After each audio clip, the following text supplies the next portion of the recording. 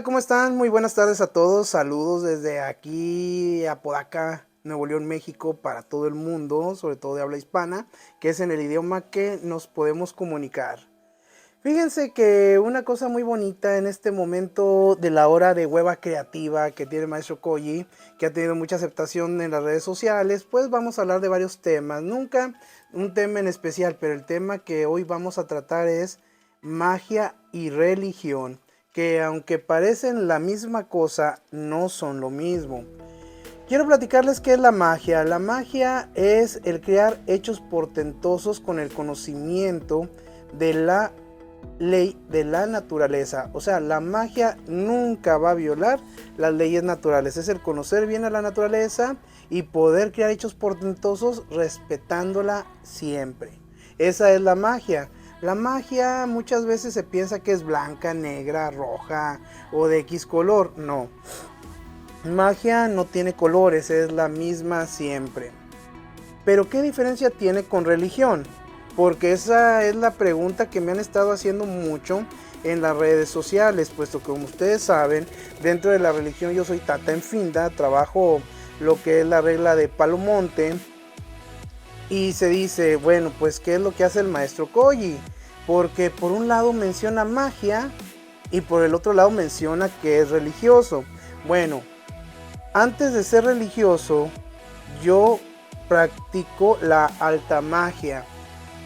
La alta magia pues abarca todas las magias del mundo, todas las mancias, todos los oráculos diversos, y prácticamente un mago es un creador de sistemas. ¿Qué quiere decir? Que un mago tiene que conocer todos los sistemas tanto religiosos como mágicos. Esa es la razón por la que a través de mi vida practiqué lo que fue la Wicca Gagneriana. Por eso se formó el Coven del Cuervo Negro en su tiempo y que ahorita todavía sigue funcionando, y hay gente que ha salido de precisamente de eso.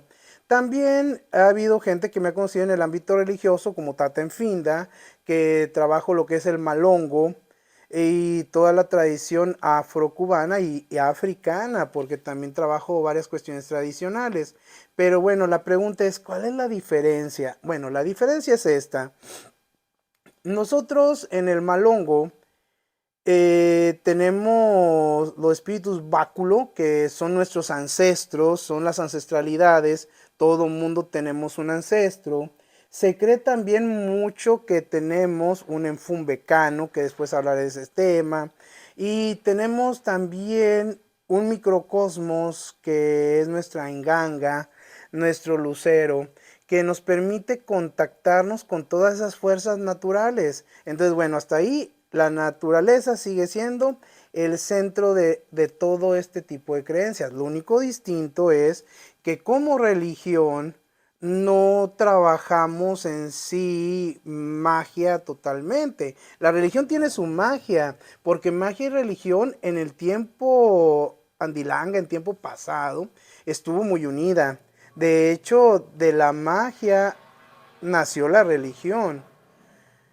Porque anteriormente, imaginémonos en una cueva, en una tribu, no sé, el brujo o el mago era esa persona que observaba la naturaleza y sabía distinguir los ciclos del tiempo de lluvia, el tiempo de las cosechas, sabía a qué horas se reunían todos los animales para ir a beber, a qué horas llegaban los depredadores que se comían a los animales, un poquito más sencillos, a qué horas llegaban los animales preferidos de la casa. Entonces esta persona veía eso y ya era que tenía un horario, tenía ciertos elementos celestes que le ayudaban a ubicarlo, que sabía los cambios de las estaciones, cuando llegaba el tiempo de lluvias, sabía todo eso y se lo expresaba precisamente a la gente de la tribu. ¿Y cuándo nace la religión? Cuando la gente de la tribu decía, bueno, ¿y qué hace esta persona, este mago, este brujo, para saber todo eso? Porque había gente que decía, si fulano está más delgado, más chaparro, más débil, pues igual yo puedo arrebatarle ese poder que tiene, porque se tendió a pensar que el conocimiento de las leyes naturales era poder, porque recuerden que todo conocimiento entraña poder, es un poder y es real, ¿eh? Entonces trataron de arrebatarle ese poder y ese poder pues aunque llegaban y golpeaban o destruían al grupo de magos, sacerdotes y brujos, bueno en ese tiempo eran brujos más bien y magos, chamanes por así llamarle, entonces se tuvo que crear un sistema que dijera que no soy yo el que piensa o sabe eso, sino que es una especie de comunicación con una divinidad, con un tótem que represente a la tribu, y así ya no había problema, porque entonces no era yo, era el conocimiento de una cuestión religiosa. Entonces se crearon los tótems. Los tótems, pues ya conocemos cómo son todas las religiones de todo el mundo.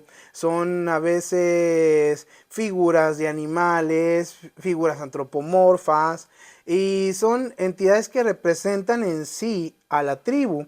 Entonces la tribu ya tenía ahora otra cosa más que se ganó con la religión, una identidad.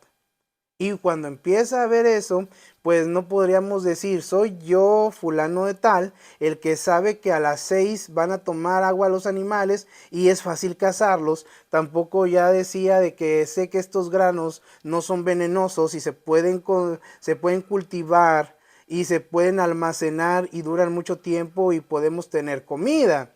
Porque la comida siempre ha sido una de las principales necesidades que llevó al hombre a crear. Dicen que la necesidad es la madre de la inventiva, ¿no? Entonces fue como empezó todo esto.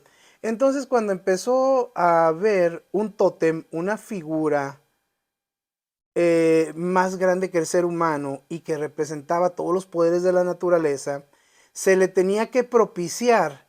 ¿Qué significa propiciar? Pues precisamente rezarle, sacrificarle, darle ofrendas, y es cuando empezó la magia a transformarse en religión.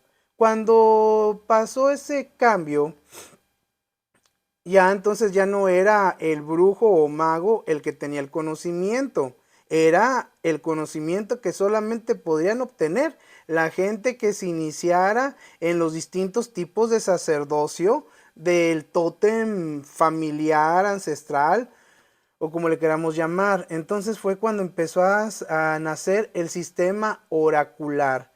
¿Qué es el sistema oracular? Es códigos numéricos, simbólicos o de mil formas que representan la estadía del ser humano en la tierra desde su nacimiento hasta su vejez y luego después el mundo espiritual que está después de ese tiempo, que de hecho nosotros en la Cruz Conga, en el Malongo, lo representamos como que la división de los dos mundos se llama Calunga, que después hablaremos de ese tema porque mucha gente piensa que Calunga es una deidad. No, Calunga es la línea divisoria que existe en la Yogua, que es la Cruz Conga. Entonces, la parte de arriba de la Cruz Conga habla de lo que es el Seque. El Seque es el mundo conceptual, el mundo físico, el mundo que puedo tocar, el mundo que puedo ver, el mundo que puedo escuchar. Y el empemba, que es todo lo que no puedo ver, todo lo que no puedo tocar, que precisamente ahí es donde viven los ancestros, es lo que hay más allá de la muerte, y es precisamente el mundo que el brujo y el mago ahora tienen potestad para poder organizar a ese pueblo. Entonces entendamos que el brujo fue el sacerdote inicial, el mago, pero luego después que se estableció una religión, se empezaron a distinguir las familias en grupos separados, donde cada uno tenía su tótem y un conjunto de familias creó un pueblo. Entonces empezaron las divisiones políticas de pueblos y un conjunto de pueblos formaron un estado. Entonces así fue como que la magia y la religión le dieron forma a la vida de los pueblos. Entonces estamos hablando de una cultura muy antigua que fue cambiando precisamente para optimizar la vida que la gente llevaba a cabo. Ya con el pasar del tiempo se fue haciendo más sofisticado todo al grado que la religión renegó de la magia, renegó de la hechicería, cuando tienen los mismos principios. Pero bueno, como la religión ya tiene un tótem y hubo tótems que conquistaron pueblos, naciones enteras, y que hubo tótems que ahora representan a la mayoría del mundo, pues entonces hizo de uso común, y el poder político que se logró con ese tótem fue tan grande que fueron religiones universales y religiones muy poderosas. Por eso no convenía que la magia y la hechicería siguieran unidos al concepto de religión. Esa es la razón por la que ahorita también hay religiones que tienen hechicería y tienen magia, pero no son bien vistas por las religiones oficiales, que aunque tienen los mismos preceptos, las mismas funciones, no aceptan que una nació de la otra y que al principio fueron hermanas que mamaron del mismo pecho, que tuvieron el mismo principio formativo. Pues bueno, espero que les haya gustado este tema del día de hoy en esta hora de hueva creativa. Se los paso de todo corazón en Salam Aleikum Aleikum Salam. El día de hoy tocó que hice este videíto terminando de trabajar algunas cosas que tenía que hacer aquí en el Munanzo. Por eso es la razón que ahorita, como están viendo, vengo con todas las cositas que representa el malongo, pero ya saben bien que el maestro Koji o Tata Enfinda, como me quieran conocer, tiene un pensamiento más universal porque le tocó estar en varias vertientes de este camino iniciático y espiritual. Yo soy creyente de la salud espiritual, soy creyente que se puede sanar y tener un espíritu religioso sin necesidad de envolverse en tantas cosas. Por lo tanto, ya pasaría de ser religioso a ser espiritual. Seamos seres espirituales sin tanto problema, sin tanta cosa, pero lo que sí no debemos perder es el proceso de identificación con las religiones oficiales, porque son las que nos permiten funcionar como pueblo y sentir ahora sí, el principio de integración, porque también tenemos que integrarnos. Entonces ya entendemos que al hablar, por ejemplo, de Malongo, somos una tribu urbana que tiene una creencia religiosa en los empungo, en las cosas que tenemos dentro de nuestros candangos y guindembos, y las entidades de la naturaleza, el enfinda, y que llevamos un proceso religioso, sí, pero también se maneja algo de magia y algo de hechicería dentro de las reglas bantú o congas. Bueno, pues es cuanto. Se despide usted, el maestro Goyi. Gracias por estar en este momento de hueva creativa. Nos vemos después. Mucha suerte y chao. Pasen un excelente día. Bendiciones.